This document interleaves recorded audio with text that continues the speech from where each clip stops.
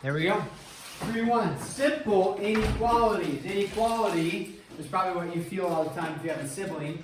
You feel that your parents don't do things equally. A lot of head nods. Yeah. And maybe you're nodding your head like, yep, I get favored. Or maybe you're nodding your head like, ooh, I do not get favored. Yes. So things that are not equal, that is an inequality. Now, we have inequality symbols that we are going to look at and address, and then we'll talk about solving inequalities, and we'll talk about graphing inequalities. Go to page 112 in your book. So everybody is on page 112, and page 112 gives us this nice breakdown of the inequality symbols. This is 3.1, simple, okay, inequalities, and on page 112, okay, there is the whole breakdown, and they give examples. I'm not going to write the whole chart, but the symbols that they have is that, this, and this. They have all those symbols listed. Probably somewhere in your mathematical career have you seen inequalities? Yeah. Most likely you have. We'll review. This symbol here would be read as the less than symbol, right? And you have that page 112 has the whole breakdown with examples. This symbol here is greater than. This symbol is not equal to. This symbol is less than or equal to. That's what the bar underneath represents. This symbol is greater than or equal to. Okay, so those are the symbols that we're going to be referencing. There is the properties of inequalities on page 113. Basically, what the properties of inequalities are for the addition and subtraction is it's the same as an equation. Whatever you add to one side, you must add to the other. Okay? So that's what the property of inequality is. There is a multiplication and division property which is unique. And here's what that is. I'm going to do a little example. This is a star this, make a note of this. Because in the division with inequalities, there's one rule that we have to pay attention to that is different. So remember, when I'm writing, you're writing. You're not dinking around on your calculator. It can't be that much fun. Actually, it probably can be. Calculator away. There's nothing up on the board that requires calculator work yet. Yeah. Okay? So, we are going to take a look at this scarred multiplication division property, and it is specific when you multiply or divide both sides of an inequality by a negative number. So, in this example, okay, we're going to have like negative 5x is less than 20, okay? When we go to solve inequalities, you think of it just like an equation. Whatever you do to solve an equation is what you do to solve an inequality. So if I have negative 5x is less than 20, think it's really the same thing as if you wanted to think of it as negative 5x is equal to 20. And if I want to solve for x in this equation, what would I do? Divide both sides by negative 5. Right? Some people add because they see the negative, but you don't add, right? Because it's negative 5 times. So the same would apply here. You're going to divide both sides by a negative 5. So then the negatives cancel to be a positive, and you have x. Now, here's the key. 20 divided by negative 5, this is the key, although hopefully we know that. 20 divided by negative 5 is negative 4. Cody. If it's an emergency, okay, it's an emergency. So, in this, x is not less than. X is going to be greater than. Because that's our tricky rule, is that when you multiply or divide both sides of an inequality by a negative, then you switch the inequality sign. Okay, so make a note of that. When you multiply or divide both sides of an inequality by a negative, you switch the inequality sign. Now, if you're adding or you're subtracting to both sides, you don't switch the inequality sign. If you're dividing by a positive, you don't switch the sign. only when you multiply or divide by a negative. That's why I wrote the example here with a negative. Then you switch the inequality sign. Okay. So let's go ahead and we are going to solve some of these inequalities here.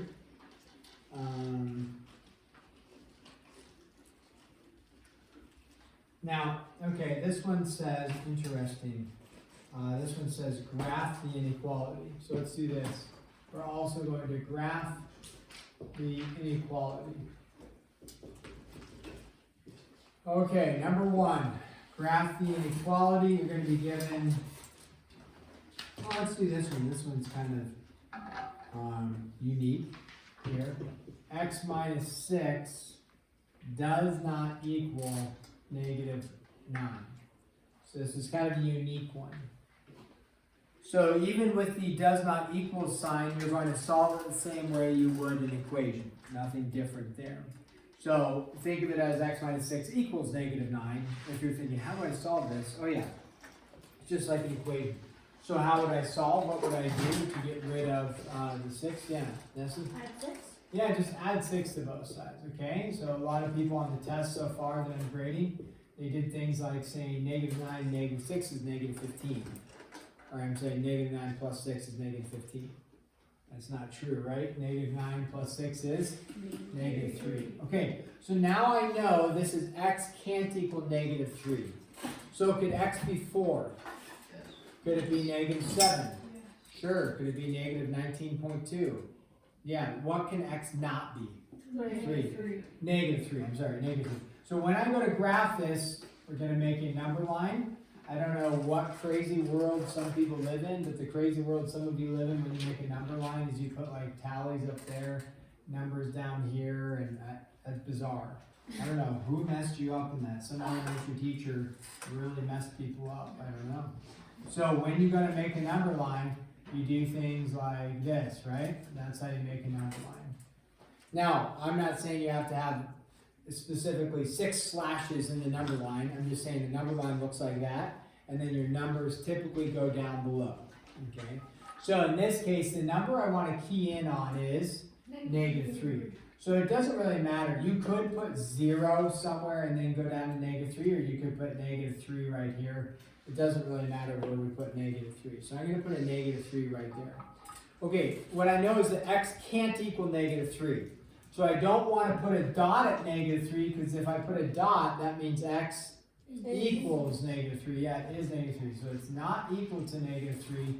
Therefore, I'm going to put an open circle at negative 3. When you have an open circle, that represents it doesn't equal that. Now, you just told me all the values, like I said, does negative 7 work? Sure. Does 15 work? Way out here? Sure. So every value other than negative 3 works. Now, there's 2 ways to graph. I would say 2 ways. One way is some people like to do this. The issue is when you do that is it hard to see that you just graphed everything that way? Yeah. So if you want, you can do this like this. That would be acceptable. Make it obvious with some sort of arrow. That's acceptable. Or what I prefer is you just go like this with an arrow above the line and an arrow above the line. And so it's clear which direction it's going. I just do a little curve to the right and to the left.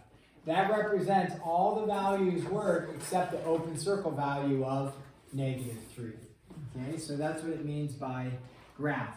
Let's do another graphing one, like, okay, they throw another one at you, which would be number 2 here. They have this unique symbol here, 2x greater than 4, except on the greater than they have a slash there. Okay. What does the slash through it mean? Not greater than? Yeah, not greater than. So it's just the, we're going to graph the opposite. But we go ahead and solve for x the same way we would an equation. So we would divide both sides by 2. So if we divide both sides by 2, we don't switch the sign because we did not divide by a negative. Okay? So this is saying x is not greater than 2. So if you're going to graph all the values that work, okay, the number we're going to key in on is 2. So I'm just going to put 1 slash there and put a 2. We don't have to worry about other numbers. Now everything to the left of 2 is smaller than 2, right? Everything right of 2 is greater than 2. So this is stating I want all the values that are not greater than 2. So Does 2 work? Yes. Yeah, 2 is not greater than 2. It's equal to 2. So does 2 work? Yes. Yeah, so we're going to make a closed circle in that case, because 2 works. You'd say, yeah, 2 is not greater than 2. 2 is equal to 2, so that works. And then what are values that are not greater than 2? Negatives. To the left. So what do I do? To the left. Again, do you have to do the above arrow? No. But don't give me some suspect like line like that. That'll be, hard to know what you're doing there. So, okay? So we go everything to the left. So that's kind of a unique one. Now this one just says solve the inequality. So it doesn't say to graph the inequality, it just says solve. So negative y over 4 plus 5 greater than 8. The issue here is that we see a fraction. People on the test, ooh man, fractions are killing people on the test. Okay, you have to become comfortable with working with fractions. Okay, step 1 to solving this inequality. Subtract the 5 over, right? So you get rid of the 5 and you say negative y over 4 is greater than 3. Where did you get 3 from? I subtracted the 5 from both sides, right? So as we progress in algebra, we may not write down every single step. If you want to show the step, that's great. Now, I have y, a negative y over 4. I need to get rid of the negative and I need to get rid of the 4. How do I get rid of those, Ethan? You multiply both sides by negative 4. Beautiful. Multiply both sides by negative 4. When you do that, 3 times negative 4 is negative 12. And then a negative 4 and a negative 4 are going to cancel, so you're just left with y. Now, what did I just do? I multiplied by a negative 4. Caleb? We have to switch the symbol. Yeah, so switch the symbol so it is y is less than negative 12. Very good. Again, fractions really cause problems for people. So if we could work with the fractions, that would be optimal.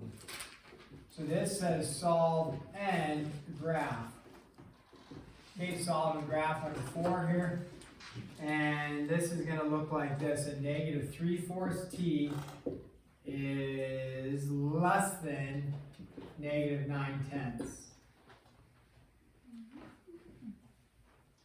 Okay? So you have fractions and negatives and the inequality sign. So that generates some issues, some challenges. One thing I might do with this one is just get rid of the negative first, switch the inequality sign, and then mess with fractions. So I might, and we could have done something like that with here, like at this step, but I might do that here. I would say, hey, let's just multiply both sides by a negative 1. When I multiply the left side by a negative, this turns into a positive. So you get 3/4 t. When I multiply this side by a negative, you get 9/10. What do I do with the inequality sign? Switch it. So it now becomes that. Now it's a little less complex to look at. Okay, so now people on the test, we had a problem like this. It was like 5/4 y or something, or 4/5 y. Lots of people were dividing by 4/5, but they never did the keep it, switch it, flip it stuff. They just divided by 4/5 and either only messed with the 4 or only messed with the 5, or they forgot to flip it and they messed that problem up drastically. Okay, so I almost never divide by a fraction. I almost always multiply by its, I've shared this with you, reciprocal. I don't divide by 3/4, I multiply by 4/3. Multiply by 4/3, and I write it that way. So what happens by 4 and by 3? Those cancel. Am I going to switch the inequality sign? No, because I already got rid of the negative, and that's when I switch the inequality sign. Now, can we cross cancel a little bit? We can. So 3 goes in to 9 3 times, 3 goes in 3 once, 2 and 5. And so what do you get? 6/5. So now it says graph. Okay? So again, don't mess up the number line, guys. If you do, I will mark you wrong. Make it a clear slash through there. What number am I going to put underneath my slash there? 6/5. You could change that if you wanted to into a decimal. I wouldn't. You could change it into a mixed fraction. I wouldn't. No need to. 6/5. Okay, open or close circle. Can it equal 6/5? No. No, it is simply greater than. So it's going to be Open. open circle. Make it clear. Don't write so small that it's unknown. If it's like, people do this often. They do this like circle like that. I don't know. Is it open? Is it closed? Just make an open circle. Don't pride yourself in being sloppy. Open circle. Which way do I go now? Right or left? We go to the right, because pick values that are greater than 6/5. And the values that are greater than are going to be everything red. Like 10 is greater than 6/5. Alright, so then we're going to have that. Avery. I have a question. Uh-oh. It's on like what the question was asking, not like the answer. Like, yeah. You want the answer? No, I don't want the answer. Oh, I was going to give it to you, but since you don't want it. Oh, then no, there's- I'll take it, but, on number 16, it says can I ask you? What? You want to ask? Go ahead. Okay, it's on number 16, it says salesman earns $750 per week plus 5% commission rate on his sales. Determine the total earnings per week in which he sells $2,020 of products. Is it saying that it's adding $750? Like that's just his basically working there, or do you want me to come show you? Sure. It's I don't know, it's confusing. Is this like the homework? That's what I was talking about. Oh, it's just like your homework. Okay, yeah. So you're in 750 rate plus. What does plus mean? Adding. Yeah, plus 5% commission on sales. So his earnings per week in which he sells 2020 worth of products. So what's your question? Is it saying that he's earning this week, or in adding that to it too? So you're in 750 a week plus commissions, right? On anything he sells. Okay. So it's 750 plus the amount of commissions that he makes. Okay, yeah, that makes I sense think, now. I think you have it, you're in the right direction there. Okay, thank you. Yeah, you're adding to it. That's why commissions is nice, can be nice. Now usually they offer you a lower salary. Why do they offer you a lower salary for commission sales? Yeah, so you try harder for the sales, and then they make more money on the sales. So $750 a week may not be a lot of money, although that's a decent amount of money. But you're like $750 a week, but I get 5% on commissions. Man, I'm gonna get out there and sell some serious stuff. That'd be great. So door-to-door salesman. Write inequality and solve. Okay. So a couple things we're gonna do here. I gotta write these down. So ready? I didn't type this stuff up for you. That's okay. I'm writing. You're writing.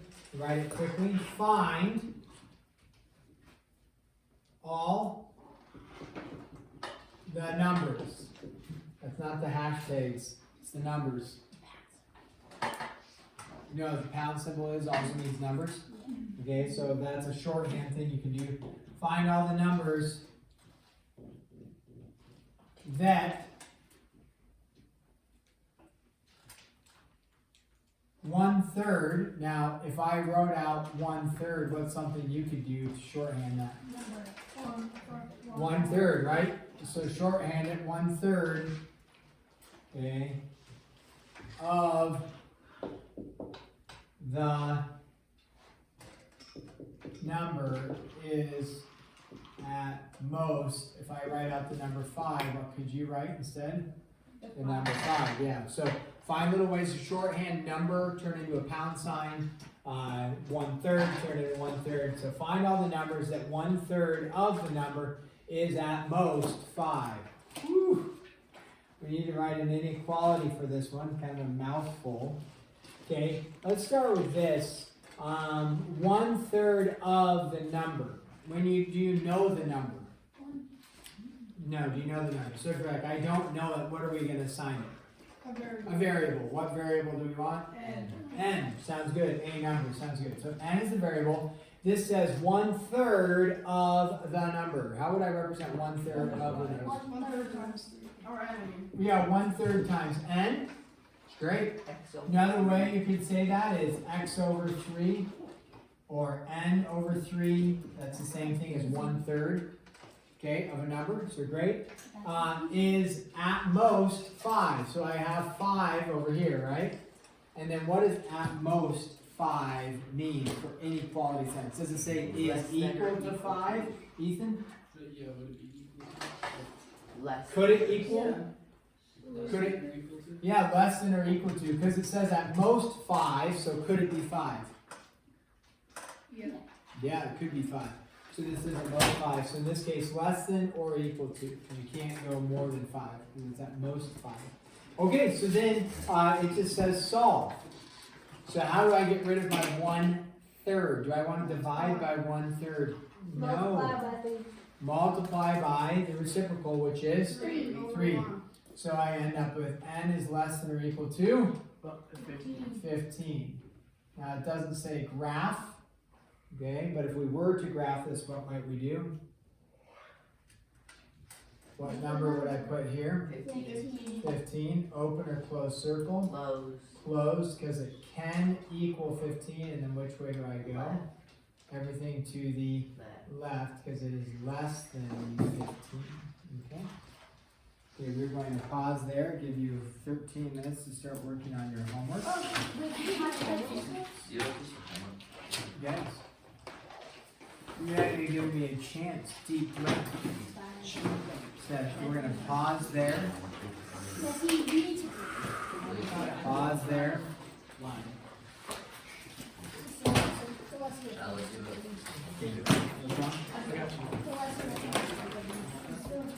Not graph like this. I thought you meant like.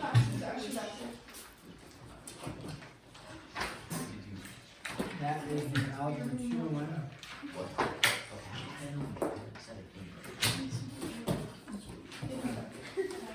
Okay, I have the sheets somewhere because I just cut them off yesterday. I will have to find where I put them, of course. But we'll start with this. Numbers 3, I'll write it on the board for now, and then I'll find them here. Numbers, this is for 3.1, 3 through 25 odd. Okay, that's what the O stands for. Stand by, I got a couple more for you. Okay, 27 through 36 every third. We've done that before, haven't we? So it'd be 27, what's the next number after 27? 30, then 33, then 36, good. And then 46, 48, and 49. 46, 48, and 49. 46, 48, and 49. Oh, please. I was joking. Oh, the jokester in the Yeah. room. Alright, so get started on this. I will again look for those homework assignment sheets that I swear I printed them off. But either way, you have the homework. What's up? 46, 48, 49 are not like extra credit. No. No, those are not in the, good question. The previous chapter had like some parentheses on there that we weren't doing. These ones we're just doing, yep. Okay, so make some headway here. This is a one-day assignment. Hopefully a lot of these are fairly straightforward.